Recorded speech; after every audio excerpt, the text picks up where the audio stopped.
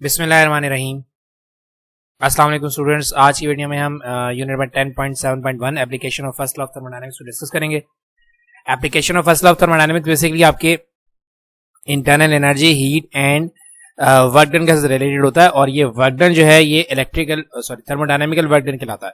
ठीक है, लेकिन यहाँ पर अकॉर्डिंग टू द बुक हमारे पास कह रहा है कि the first law of thermodynamics find many practical applications, they are all based on the principle that using the system of three forms of energy, that is the internal energy, heat and work can be interconverted. यानी कि application of first law of thermodynamics में internal energy, heat and work ये क्या होते हैं, inter converted होते हैं, यानी कि एक दूसरे के साथ कन्वर्ट हो सकते हैं। यानी कि हीट इंटरनल एनर्जी में कन्वर्ट हो सकती है, इंटरनल एनर्जी जो है वो वर्क करवा सकती है।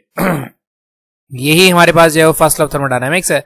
और फर्स्ट लॉ ऑफ थर्मोडायनामिक्स को बेसिकली हम लोग रिलेट करवाते हैं law of conservation of energy के साथ। आपको याद होगा, आपने law of conservation of energy पढ़ा है चैप्टर नंबर 4 के अंदर, कि energy can neither be created not be destroyed but it can transferred from one form to another but the total amount of energy will remain constant.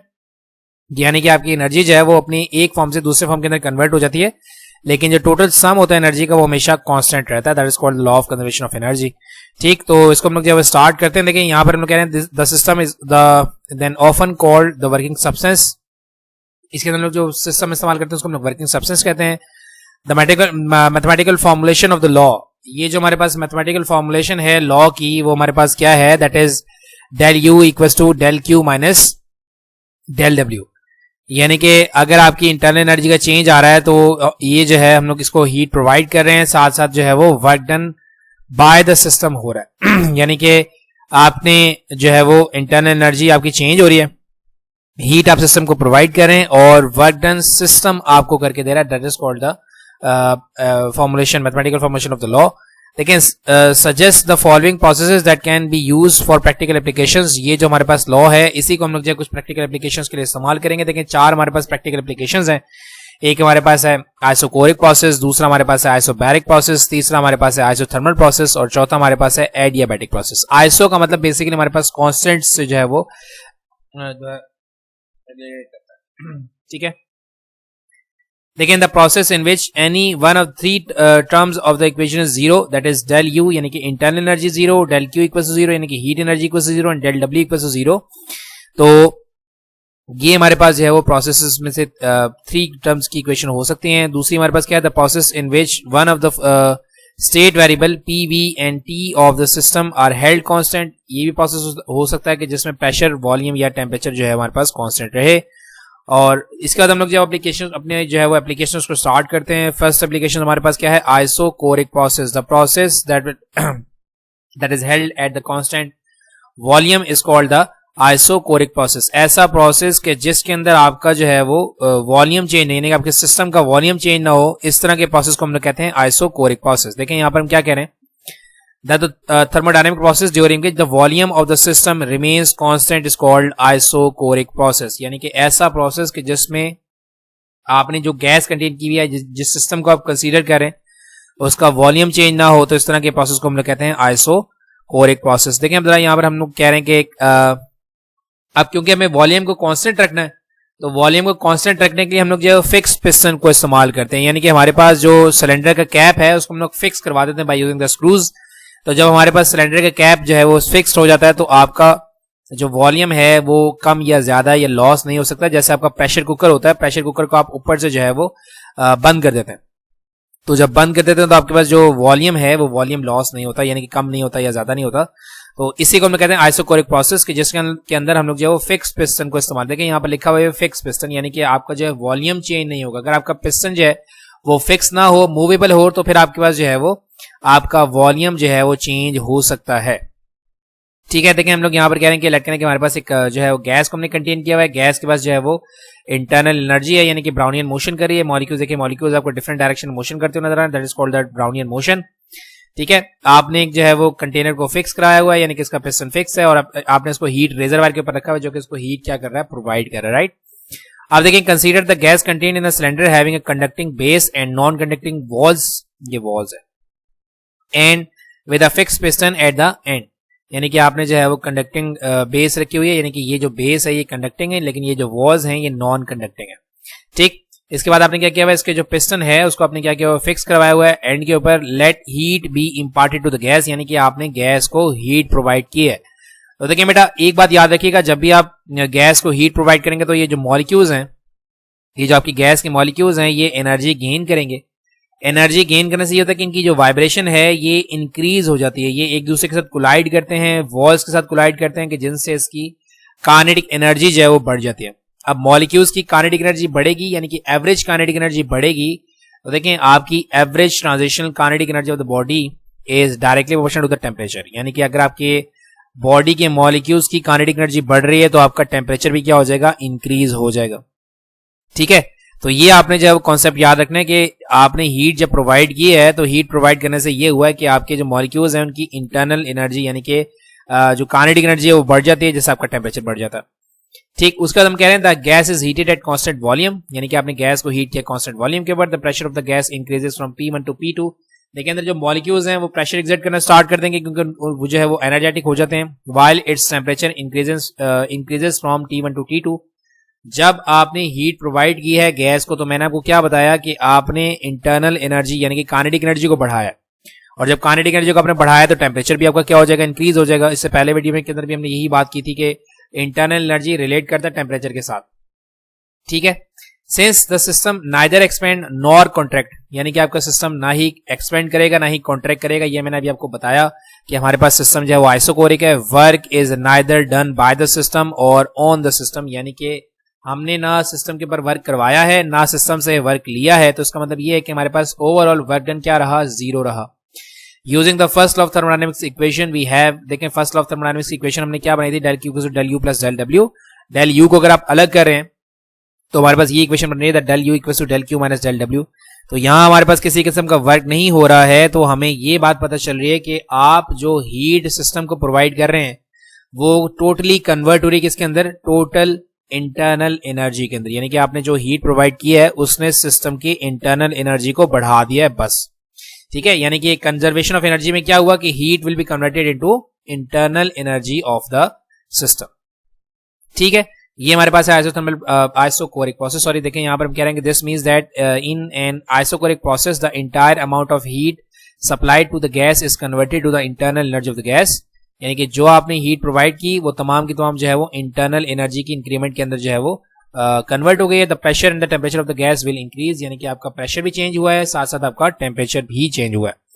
ठीक, the graph of isochoric process is called N isochore, यानी कि आप जो graph बनाते हैं isochoric process के लिए वो आइसोकोर कहलाता है, which is a straight line parallel to the pressure axis. देखें pressure volume diagrams, pressure volume graphs draw करते हैं हम लोग इसकी फर्स्ट ऑफ थर्मोडायनामिक्स की एप्लीकेशन के लिए। देखें ये हमारे पास ग्राफ है, वाई एक्सिस के ऊपर आपके पास जो प्रेशर है और एक्स एक्सिस के ऊपर आपके पास जो है वॉल्यूम। देखें यहाँ पर हमारे पास प्रेशर चेंज हुआ, देखें P1 से P2 हो गया, लेकिन वॉल्यूम चेंज नहीं हुआ। देखें वॉल्यूम आपका सिमिलर कांस्टेंट रहा है थ्रू आउट द प्रोसेस, जबकि आपका टेम्परेचर भी जो है वो चेंज हो गया from T1 to T2। That process is basically known as the isochoric process that is held at a constant volume.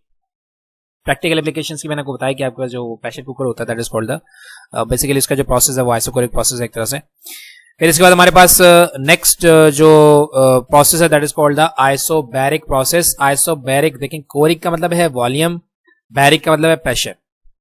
Isobaric process का मतलब ये है कि प्रेशर आपका process at constant pressure is called the isobaric process. देखें isochoric process में हमने constant volume की बात की है और आइसोबैरिक प्रोसेस में जो है वो कांस्टेंट प्रेशर की हम लोग बात करेंगे। देखिए यहाँ हम लोग कह रहे हैं that thermodynamic process during which the pressure is kept constant is called an isobaric process। ठीक है, यहां हम क्या करेंगे, हम लोग जो है वो प्रेशर को जो है वो कांस्टेंट रखेंगे। प्रेशर को कांस्टेंट रखने का मतलब है कि हम लोग एक्सटर्नल प्रेशर, एक्सटीरियर प्रेशर की बात करें, यानी कि हमने जो है वो जितना प्रेशर पहले अप्लाई किया हुआ है, मतलब दोनों स्टेट्स में हमारे पास जो है वो प्रेशर एक्सटीरियर एक्सटर्नल प्रेशर जो है वो क्या है, सेम है। एक्सटर्नल प्रेशर क्या होता है, फोर्स एक्सर्टेड पर यूनिट एरिया, यानी कि हमने पिस्टन के ऊपर जो ये जो प्रेशर रखा हुआ है, ये जो वेट रखा हुआ है, ठीक है, ये थ्रू आउट द प्रोसेस हमारे पास क्या रहेगा, कांस्टेंट रहेगा। That is called the isobaric process. ठीक, तो इसमें हम क्या करेंगे, consider the gas contained in a cylinder having a conducting base and non conducting walls and frictionless piston of cross sectional area A. यानी कि हम यहाँ पे कह रहे हैं कि हमारे पास एक सिलेंडर है, सिलेंडर के ऊपर देखें हमारे पास ये जो बेस है, ये बेस हमारे पास जो है वो कंडक्टिंग है और ये जो वॉल्स हमारे पास हैं ये नॉन कंडक्टिंग है और इसको हम लोगों ने जो है वो मूवेबल पिस्टन लगाया हुआ है। फ्रिक्शनलेस पिस्टन का मतलब ये है कि मूवेबल पिस्टन है, ये ऊपर से नीचे जो है वो मूव किया जा सकता है इसको, ठीक। लेकिन ये याद रखिएगा जो एक्सटर्नल प्रेशर आप अप्लाई कर रहे हैं, एक्सटर्नल प्रेशर आपके पास जो है वो through out the process constant रहेगा। एक्सटर्नली हम कोई प्रेशर का चेंज नहीं लेकर आ रहे हैं, यानी कि कोई प्रेशर अप्लाई नहीं कर रहे हैं और कोई प्रेशर हम लोग जो है वो कम या ज्यादा नहीं कर रहे हैं सिस्टम के ऊपर। तो अब यहां मैं कह रहा हूं कि let V1 T1 and P be the volume temperature and pressure of the gas when the gas is heated a certain amount of heat energy del Q is transferred into the system. The gas expand and moves the piston upward. देखें ये वाले part के अंदर आपने क्या किया, ये आपके पास इनिशियल प्रोसेस है, यानी कि आपके पास वॉल्यूम क्या है V1 बिफोर हीटिंग। फिर आपने क्या किया, आपने इसको हीट प्रोवाइड किया। जब आपने इसको हीट प्रोवाइड किया तो इसके जो मॉलिक्यूल्स हैं, दोबारा वही बात, हीट प्रोवाइड करने से मॉलिक्यूल जो है वो अपनी जो इंटरनल एनर्जी है उसको इंक्रीज करेंगे due to the collision and vibrations. Vibration बढ़ने से इनकी काइनेटिक एनर्जी बढ़ जाएगी। जब काइनेटिक एनर्जी बढ़ जाएगी तो आपकी इंटरनल एनर्जी बढ़ जाएगी और इंटरनल एनर्जी बढ़ने से आपके जो मॉलिक्यूल्स है वो एनर्जेटिक हो जाएंगे और एनर्जेटिक होने की वजह से क्या करेंगे, आपके पिस्टन के ऊपर जो है वो फोर्स एक्सर्ट करना स्टार्ट कर देंगे, ठीक है। जब आपके पास एवरेज काइनेटिक एनर्जी बहुत ज्यादा इंक्रीज हो जाएगी तो ये इतनी ज्यादा फोर्स हो जाएगी कि ये आपके मूवेबल पिस्टन को डिस्प्लेस करवा देंगे और आपका वॉल्यूम जो है वो चेंज हो जाएगा फ्रॉम V1 टू V2। देखें पहले आपका वॉल्यूम कम था, फिर आपके वॉल्यूम के अंदर चेंज आ गया। देखिए आपको ये चेंज इन वॉल्यूम नजर आ रहा है, ये आपका वॉल्यूम का जो है वो चेंज जनरेट हो गया due to the collision of the molecules, energetic molecules, ठीक। तो यानी कि जब आपके मॉलिक्यूल्स की इंटरनल एनर्जी बढ़ी है तो उन्होंने पिस्टन के ऊपर फोर्स एक्सर्ट की है और पिस्टन को जो है वो ऊपर मूव करवा दिया है। If the displacement of the piston is kept very small the pressure of the gas will not change much and be considered constant. यानी कि हम लोग इंटरनली ये बात कर रहे हैं कि हम कह रहे हैं कि अगर वॉल्यूम का जो चेंज है वो बहुत ही कम है, मतलब इसने पिस्टन को जो मूव करवाया, अगर वॉल्यूम का चेंज बहुत कम है तो हमारे पास प्रेशर का चेंज नेग्लिजिबली जो है वो कंसीडर किया जाएगा। यानी हम लोग प्रेशर को एक तरह से कंसीडर करेंगे कि वो क्या है, हमारे पास कांस्टेंट है, ठीक है। तो यहां हम लोग कह रहे हैं कि देखें दोबारा से उसको मैं रीड कर रहा हूं, दोबारा ये याद रखिएगा कि हम यहां पर ये कह रहे हैं कि वॉल्यूम का जो चेंज है वो बहुत ही कम है, इतना कम है कि ये जो प्रेशर का चेंज आएगा, यानी कि वॉल्यूम के इंक्रीज होने से आपका प्रेशर डिक्रीज हो जाता है। हमें पता है ना बॉयज लॉ के अकॉर्डिंग जब आपका वॉल्यूम जो है वो इंक्रीज करेगा तो प्रेशर आपका डिक्रीज हो जाएगा। लेकिन हम कह रहे हैं कि वॉल्यूम का चेंज बहुत ही कम है, तो इतने कम चेंज के अंदर प्रेशर का जो चेंज आएगा उसको हम लोग जो है वो निगलेक्ट कर देंगे, यानी कि कांस्टेंट ही कंसीडर करेंगे, ठीक। तो हम लोग यहां पर कह रहे हैं कि if the displacement of the piston is kept very small the pressure of the gas will not change much and be considered constant. Consider किया जा रहा है आफ्टर एक्सपेंशन, यानी कि वॉल्यूम के चेंज हो जाने के बाद the values of temperature and volume of the gas become T2 and V2 if a piston move through a small displacement del y। यानी कि मैं कह रहा हूं कि ये जो आपने डिस्प्लेसमेंट जो जनरेट करवाई del y है in the upward direction then work done by the gas against the environment is. तो अगर आपने डिस्प्लेसमेंट करवाया del y तो फिर आपके पास वर्क डन क्या हो जाएगा। देखिए वर्क डन के लिए हम लोग छोटे से डेरिवेशन यहां पर करते हैं। देखिए वर्क डन क्या होता है, फोर्स इनटू डिस्प्लेसमेंट, राइट। तो del w that will equal to f cross del y, क्योंकि डिस्प्लेसमेंट हमने क्या कहा है कि डिस्प्लेसमेंट हमारे पास है del y। फोर्स के लिए हम लोग जो प्रेशर का फॉर्मूला इस्तेमाल करेंगे that pressure equals to force per unit area. तो एरिया को अगर आप मल्टीप्लाई करवा देंगे, देखें ये हमारे पास है pressure equals to force per unit area, area को मैंने वहां ले जाके मल्टीप्लाई करवा दिया तो फोर्स किसके इक्वल हो गया, प्रेशर इंटू एरिया के इक्वल हो गया। तो एफ की जगह क्या आ जाएगा, pressure into area into del y। अब देखें ये एरिया क्या होता है, लेंथ इंटू वेट, और del y क्या किया था हमने, डिस्प्लेसमेंट, वर्टिकल डिस्प्लेसमेंट है। तो ये क्या हो जाएगा, एरिया इंटू हाइट, यानी कि length into weight into height क्या बन जाएगा, हमारे पास वॉल्यूम बन जाएगा, राइट। ये देखें हम क्या करेंगे, P इंटू ए del y यानी कि हमारे पास 3 डायमेंशन हो जाएगी, that is called the volume of the system. Length into weight area को रिप्रेजेंट करिए और y जो है हमारे पास हाइट है, तो length into weight into height क्या बन जाएगा, हमारे पास वॉल्यूम बन जाएगा। यानी कि वर्क डन हमारे पास किससे रिप्रेजेंट होता है, थर्मोडायनेमिकल वर्क डन। याद रखिएगा स्टूडेंट्स, ये भी हमारे पास क्वेश्चन आ सकता है कि थर्मोडायनेमिकल वर्क डन क्या होता है। कि थर्मोडायनेमिकल वर्क डन हमारे पास क्या होता है, P इंटू del V, यानी कि प्रेशर और वॉल्यूम का चेंज, ठीक। तो वॉल्यूम का जो चेंज है वो क्या हुआ, V2 फाइनल वॉल्यूम था हमारे पास और V1 क्या था, इनिशियल वॉल्यूम था। तो इसको हम लोगों ने चेंज से रिप्रेजेंट करवा दिया, where V2 and V1 are the initial and final volume of the system by using first ये by using first law of thermodynamics, ये छोटी छोटी जो टाइपिंग मिस्टेक्स हैं उनको थोड़ा सा इग्नोर कर दिया करें। तो इक्वेशन को हम लोगों ने जो है ऑलरेडी ड्रॉ किया हुआ, that is del U equal to del Q minus del W, right.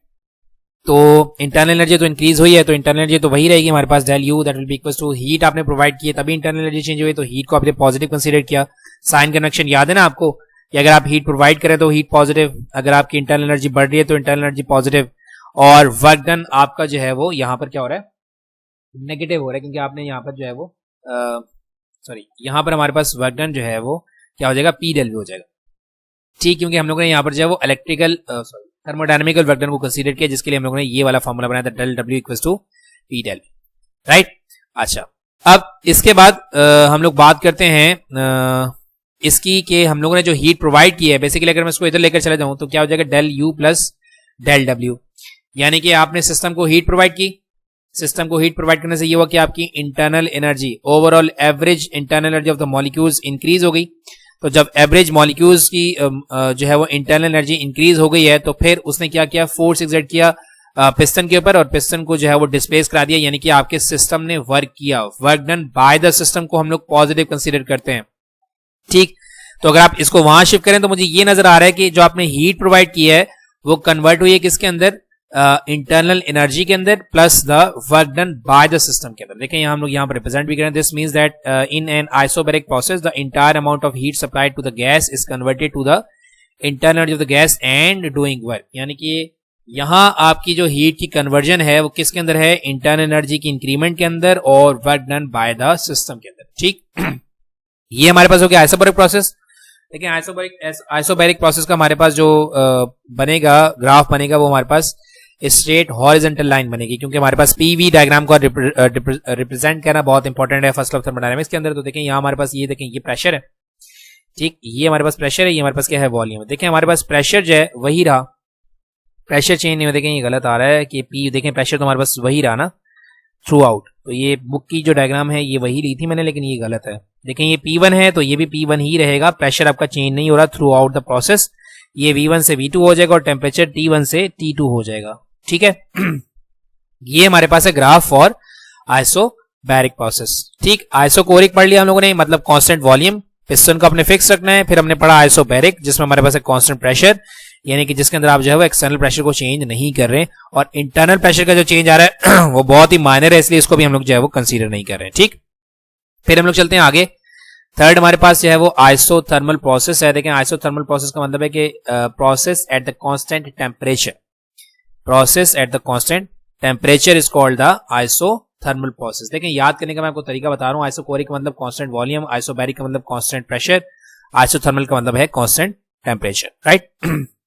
देखें हम यही कह रहे हैं कि the thermodynamic process during which the temperature is kept constant is called N isothermal process. देखें इसके लिए भी हम लोग वही कंसीडरेशन ले रहे हैं जो हम लोग ऑलरेडी दोनों के लिए ले चुके हैं कि जी हमारे पास consider the system contained in an ideal gas, the internal energy of an ideal gas does not depend on the volume but depends only on the temperature of the gas। देखें इसमें आपने क्या किया हुआ है, इसको सिस्टम को heat reservoir के ऊपर रखा हुआ है, ठीक है। अब जरा मेरी बात ध्यान से सुनिएगा, आपने सिस्टम को कहां रखा हुआ है, हीट रेजरवायर के ऊपर रखा हुआ है, ठीक है।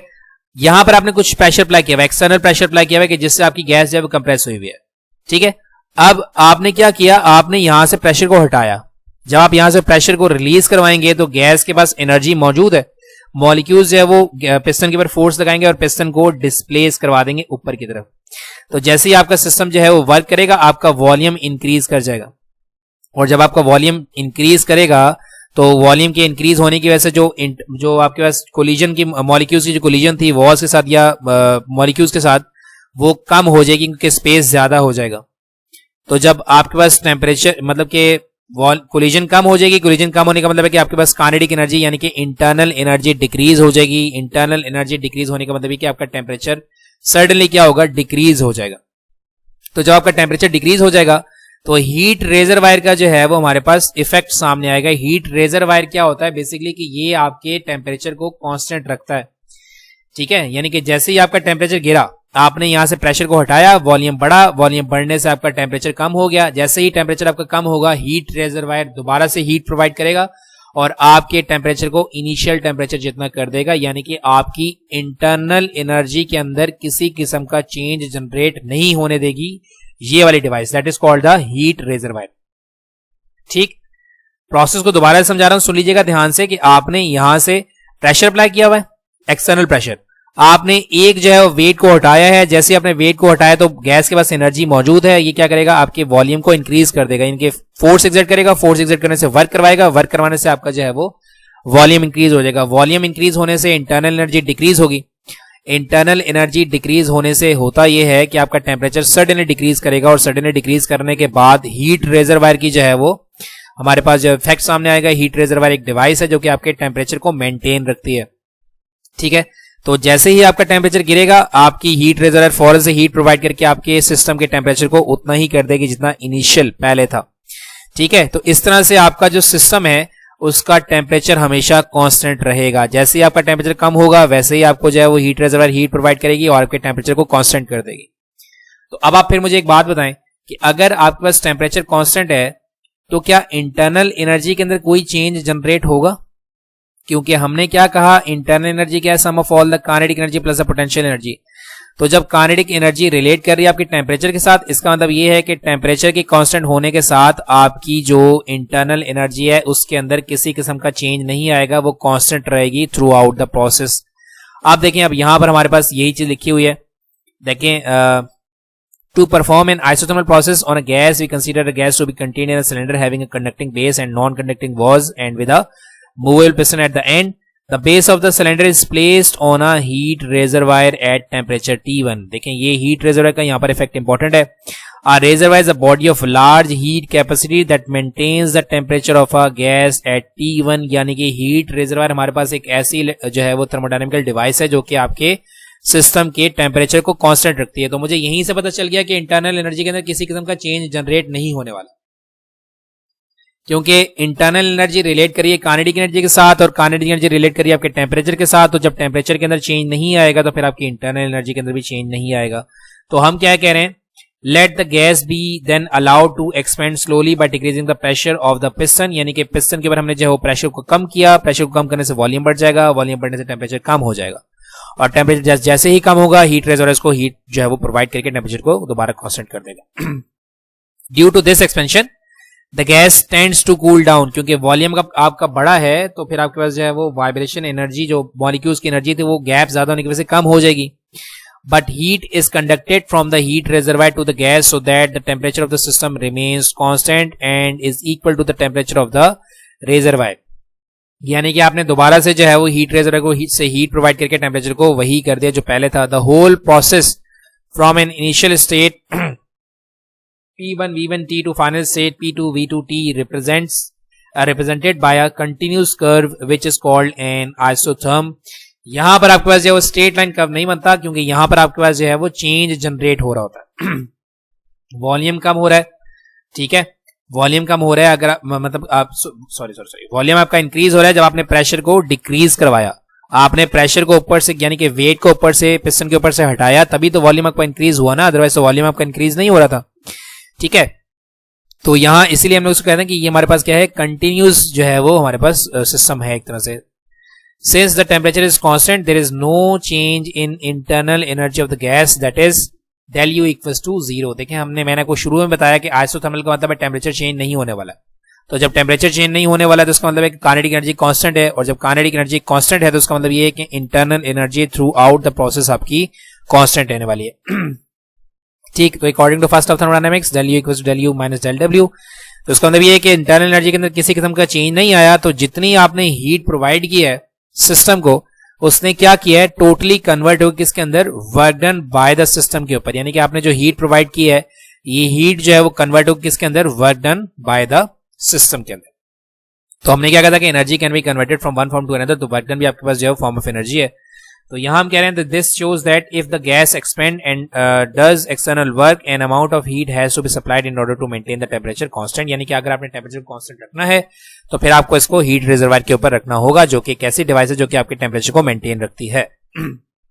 ठीक, अच्छा, अब ये वही आपको यहाँ पर मैं जो है वो ग्राफ शो कर रहा हूँ कि ये आपको देखें ये प्रेशर है और ये क्या है वॉल्यूम है। जब आपने प्रेशर को डिक्रीज करवाया, देखें P1 से P2, प्रेशर आप डिक्रीज करें स्लोली, तो जब प्रेशर को आप डिक्रीज करें तो आपका वॉल्यूम इंक्रीज करा। देखिए नजर आ रहा है आपको, देखिए इसने स्लोली स्लोली स्टेडीली आपका जो है वॉल्यूम इंक्रीज करा, जबकि टेम्परेचर आपका थ्रू आउट द जो है वो प्रोसेस क्या रहेगा, कांस्टेंट रहेगा। That is the pure example of Boyle's law that at constant temperature pressure is inversely proportional to the volume.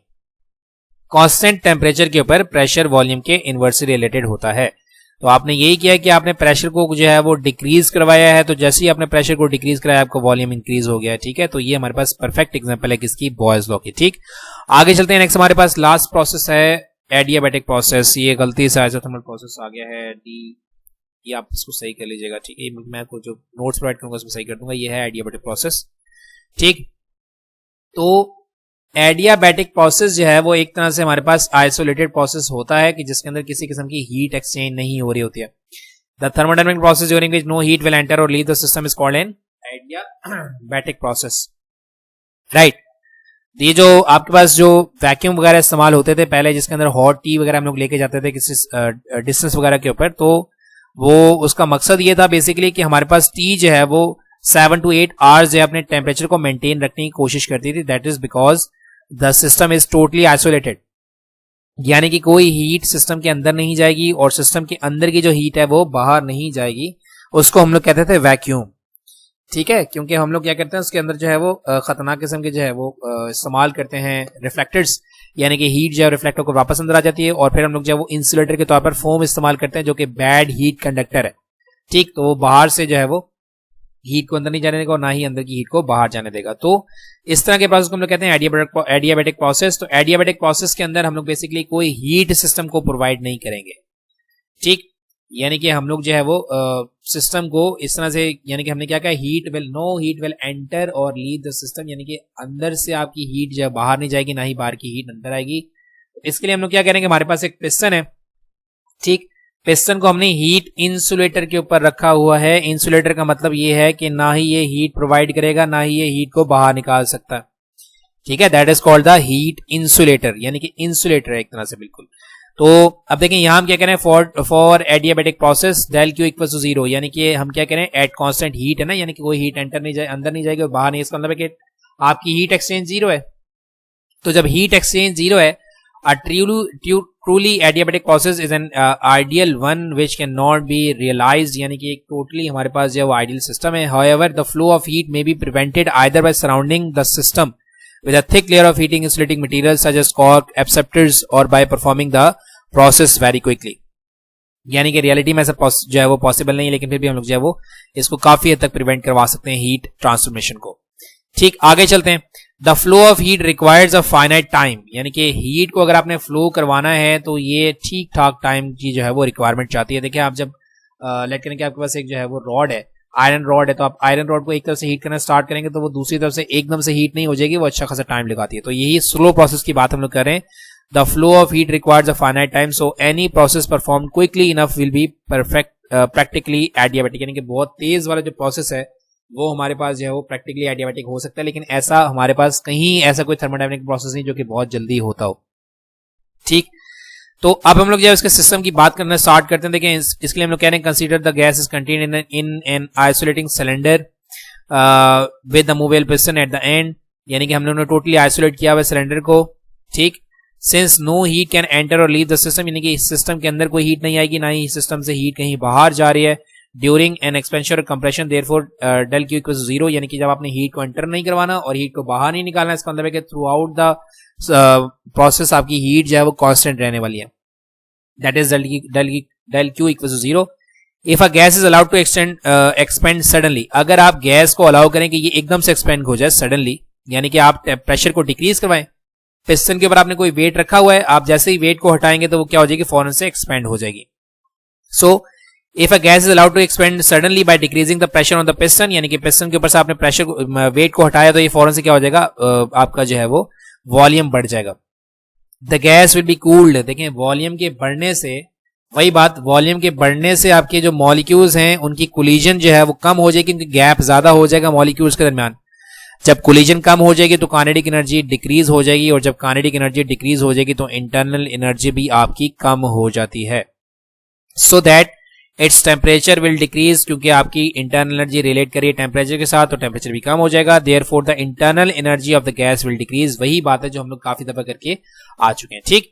उसके बाद हम लोग कह रहे हैं कि similarly if the gas is compressed by suddenly increasing the pressure of the piston, यानी कि अगर हम लोग गैस को जल्दी से जो है वो कोई वेट में रख दो तो गैस जो है वो जल्दी से कंप्रेस हो जाए, द गैस इज हीटेड, तो गैस के वॉल्यूम के अंदर जो है वो कमी आ जाएगी।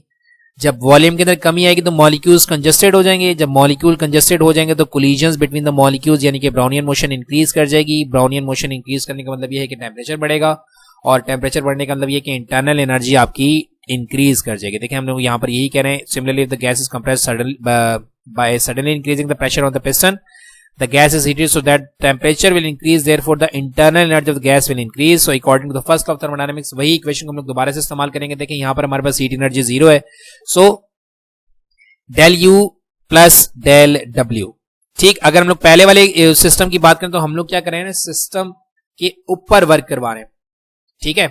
यानी कि इस वाले सिस्टम की अगर मैं बात कर रहा हूं, increasing the pressure, increasing the pressure का मतलब है कि मैं सिस्टम के ऊपर वर्क कर रहा हूं, तो सिस्टम की जब मैं ऊपर वर्क कर रहा हूं तो according to sign convection work done हमारे पास क्या हो जाएगा, नेगेटिव। तो जब सिस्टम के ऊपर मैंने वेट रखा तो वॉल्यूम कम हुआ, वॉल्यूम कम होने से इंटरनल एनर्जी बढ़ी, तो इंक्रीजिंग इंटरनल एनर्जी को हम लोग पॉजिटिव रखते हैं, ठीक है। ये इस वाले सिस्टम की हम लोग बात कर रहे हैं इफ गैस इज कंप्रेस्ड की। और अगर आप गैस को एक्सपेंड करवा रहे हैं, thus in increase in the internal energy of the system is an adiabatic process is equal to the work done on the system यानी कि आपने करवाया। We can write the above equation as, और अगर आपकी गैस एक्सपेंड हो रही है तो फिर हमारे पास इक्वेशन क्या बनेगी, del W equals to minus del U, मतलब सिस्टम ने वर्क किया, work done by the system, यानी कि आपके पिस्टन को इंक्रीज ऊपर कर दिया, डिस्प्लेस करवा दिया, तो जब आपने पिस्टन को इंक्रीज कराया तो वॉल्यूम आपका बढ़ गया, वॉल्यूम बढ़ने से टेम्परेचर एंड इंटरनल एनर्जी आपकी डिक्रीज हो जाएगी। तो साइन कन्वेक्शन के according work done by the system is taken as positive, and if the internal energy of the system is decreasing then it is taken as negative, ठीक। This means that if the system does the work then in adiabatic process work done at the cost, मतलब process is done at the cost of internal energy, यानी कि work done जो है वो internal energy की cost की वजह से जो है वो जनरेट हो रहा है। The physical graphical representation of an expansion of an ideal gas is known as adiabat. देखें आपको यहाँ पर ये ग्राफ दिखाया जा रहा है, इसको हम लोग जो है वो एडियाबैट कहते हैं। देखें यहाँ पर भी हमारे पास क्या हो रहा है कि पहले प्रेशर ज्यादा था, हमने प्रेशर को डिक्रीज कराया, तो जब प्रेशर को डिक्रीज कराया तो देखें वॉल्यूम जो है वो आहिस्ता आहिस्ता स्लोली, सडनली नहीं, स्लोली हमारे पास क्या कर रहा है, इंक्रीज कर रहा है, जबकि टेम्परेचर हमारे पास जो है वो थ्रू आउट द सिस्टम क्या रहेगा, कांस्टेंट रहेगा, क्योंकि आपने जो है वो किसी किस्म की जो है वो हीट, बल्कि यहाँ पर टेम्परेचर आपका चेंज हो रहा है, सॉरी, ठीक है। तो यहाँ पर भी आपके टेम्परेचर का चेंज रिप्रेजेंट नहीं हो रहा, बिकॉज आपका टेम्परेचर जो है वो डिक्रीज करेगा अगर आपका जो है वो, देखें यहाँ पर हमारे पास जो इंटरनल एनर्जी बढ़ रही है, इंटरनल एनर्जी बढ़ने के अंदर टेम्परेचर आपका इंक्रीज करेगा, और इंटरनल एनर्जी कम हो रही है इसका मतलब आपका टेम्परेचर जो है वो डिक्रीज करेगा, ठीक है। तो ये था हमारे पास total applications of first law of thermodynamics. इंशाल्लाह उम्मीद है कि आपको जो है वो कोई कंफ्यूजन नहीं होगी। कंफ्यूजन अगर कोई होती है बेटा तो आप क्वेश्चन कर सकते हैं, इंशाल्लाह मैं उसको आंसर कर दूंगा। और कोशिश मैं यही कर रहा हूँ बेटा कि मैं जल्दी से जल्दी जो है वो आपका कोर्स खत्म कराने की कोशिश करूँ। कुछ प्रॉब्लम्स में आजकल बहुत ज़्यादा हूँ मैं, इसलिए वैसे जो है वो जल्दी कोर्स कवर नहीं करवा पा रहा। इंशाल्लाह मैं कोशिश ये करूँगा कि इसी वीक में या नेक्स्ट रमज़ान से पहले इंशाल्लाह आपका कोर्स जो है वो कंप्लीट हो जाए, ठीक है। अपनी दुआ में याद रखिएगा। Thank you very much and अल्लाह हाफिज़।